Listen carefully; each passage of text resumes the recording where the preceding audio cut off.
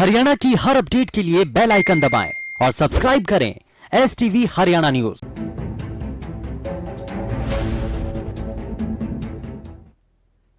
आपने आज तक कागजों में बहुत कुछ बदलते देखा होगा, हकीकत कुछ और लेकिन कागजों में कुछ और बयां होते हैं और ऐसा आपने देखा और सुना होगा। लेकिन क्या कभी खराब सड़कों को रोड रोलर की जगह बाइक से ठीक होते हुए आपने देखा है? अब आप सोच रहे होंगे कि ऐसा आखिर मुमकिन कैसे है, तो आज हम आपको दिखाएंगे कि कैसे प्रदेश में खुलेआम भ्रष्टाचार का काला खेल खेला जा रहा है।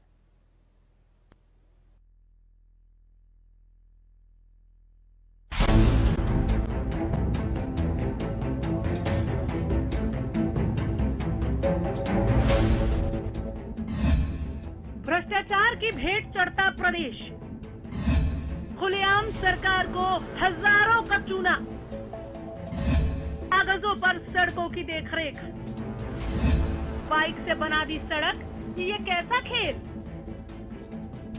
तस्वीरों में ये कच्ची सड़कें, उबड़ खाबड़ रोड तो सिर्फ आम जनता की परेशानी है, क्योंकि यहाँ से धक्के खाते हुए निकलने की जिम्मेदारी तो जनता की ही है।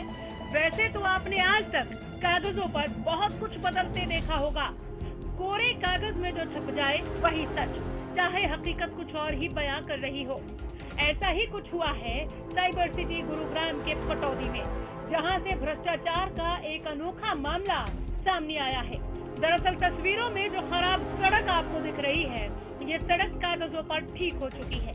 बिना रोड रोलर चलाए प्रदेश सरकार को हजारों रुपयों का चूना लगाकर सड़क दुरुस्त हो चुकी है। पटौदी ब्लॉक समिति ने वहां पे जो डेवलपमेंट काम करवा रहे थे तो उसमें काफी घपलेबाजी कर रहे थे। हमने RTI लगा के उनके डॉक्यूमेंट्स और बिल लेने चाहे, तो उन्होंने कुछ एक डॉक्यूमेंट्स हमें दिए जिसमें हमें 3 बिल मिले। 3 बिलों में इन्होंने रोड रोलर चला के और रोड बनाने का काम दिखा रखा है। लेकिन जब हमने बिलों की जांच की तो बिलों के ऊपर जो नंबर लिखे हैं वो नंबर मोटरसाइकिल के हैं। हमने इसकी जांच की, ऑनलाइन वो निकाला रिकॉर्ड, तो ये मोटरसाइकिल के नंबर मिले। इसके बाद हमने एक शिकायत पटौदी SHO को की पिछले साल नवंबर में, लेकिन SHO साहब ने करीब 2 महीने टाल मटोल करके उस पर FIR दर्ज नहीं की। भ्रष्टाचार के इस खेल का RTI ने खुलासा किया। RTI एक्टिविस्ट रमेश कुमार का कहना है कि पटौदी नगर परिषद ने साल 2018 में खस्ताहाल सड़कों को ठीक करने के लिए ठेका दिया। 6 मार्च को ठेकेदार ने इन सड़कों को दुरुस्त करना शुरू किया और 28 मई को ये सभी सड़कें ठीक कर दी गयी, लेकिन कागजों में, जबकि जमीनी स्तर पर कोई काम नहीं हुआ है। वहीं इस बारे में जब RTI एक्टिविस्ट रमेश कुमार ने RTI लगाई तो बड़ा खुलासा हुआ। जो सड़कें बनी हैं उनमें रोड रोलर का जो नंबर दिखाया है, असल में वो एक बाइक का नंबर है। इतना ही नहीं, परिषद अधिकारियों ने मिली भगत कर ठेकेदार को 3 रोड रोलर का भुगतान किया है, जो कि 18,000 रुपए बनता है। इसके बाद में हमने CM विंडो पे एक कंप्लेंट लगाई कि पुलिस भी मिली भगत करके दोषियों से इस पे कार्रवाई नहीं कर रही। जो CM ऑफिस से शिकायत ACP साहब के पास और SHO के पास दोबारा आ गई, जिसकी जांच करते टाइम SHO साहब ने अपने रिपोर्ट में साफ लिखा कि मोटरसाइकिल के नंबर से बिल जो है लेकिन उन पे FIR दर्ज नहीं की और उसको ये बता दिया कि मानव त्रुटि है और इन पे मुकदमा नहीं बनता।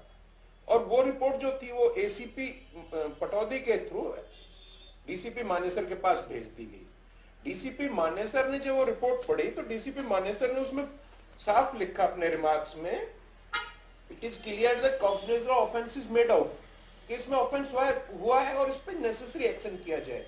उसके बाद में DCP साहब के जो रिमार्क्स है उसके बाद में SHO पटौदी ने कल वो FIR की है। RTI एक्टिविस्ट रमेश कुमार का ये भी कहना है कि पुलिस को इसकी शिकायत भी दी है, लेकिन पुलिस ने कोई कार्रवाई नहीं की। CM विंडो पर शिकायत आने पर संज्ञान लेते हुए मामले की जांच DCP साउथ को सौंपी गई।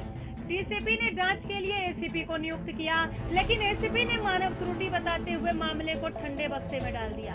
वहीं DCP ने पूरे मामले में संज्ञान लेते हुए इस मामले में पटौदी के BDPO ब्लॉक समिति के चेयरमैन के खिलाफ मामला दर्ज करने के निर्देश दिए हैं।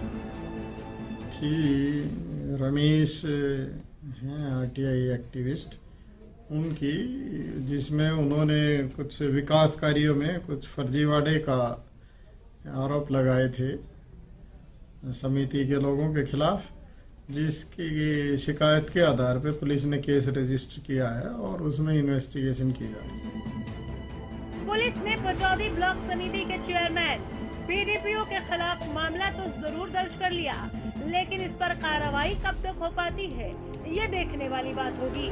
वहीं भ्रष्टाचार मुक्त प्रशासन देने का दावा करने वाली बीजेपी सरकार में अधिकारी किस तरह से भ्रष्टाचार को अंजाम दे रहे हैं, ये भी एक बड़ा सवाल है। गुरुग्राम से हरियाणा न्यूज के लिए मनोज वशिष्ठ की रिपोर्ट।